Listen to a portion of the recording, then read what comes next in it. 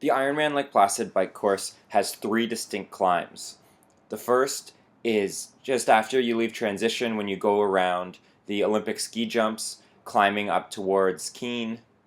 The second area is once you make the right-hand turn from J towards Wilmington. And then the third area is from Wilmington back to transition. There's one section that a lot of people know very well, which is the Three Bears. I think the climb just past the ski jumps has the greatest possibility of sabotaging your race because it comes very early on in the ride when you're still feeling really good, and it's sneakily steep and sneakily long. So it's definitely a climb where you want to make sure that you're not overdoing it.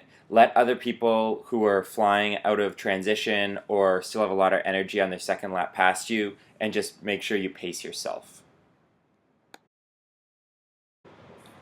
In my opinion, the climb from J to Wilmington on Highway 86 is the most challenging in the race. As you're approaching the right-hand turn onto Highway 86, you're going to be carrying a significant amount of speed. You need to make sure that you shift into a climbing gear before you make that right-hand turn, because right away when you make that right-hand turn, you're going to feel like you hit a wall, because the road pitches up at a significant angle, and you don't want to be fiddling with your gears and risk either dropping your chain or just being in too difficult of a gear as you start making that climb. From Wilmington all the way back to transition is what a lot of people consider the most challenging part of the race course.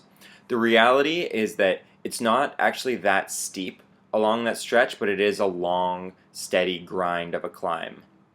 Also, you usually have a headwind to deal with. The Three Bears come towards the end of this climb, and in my opinion, they're one of the most overrated climbs on the course. They're really not that challenging so long as you've paced yourself on the way to get there. I wish everyone the best of luck on race day, and remember, if you feel like you're doing work, especially on the first lap of this bike course, you're probably going too hard.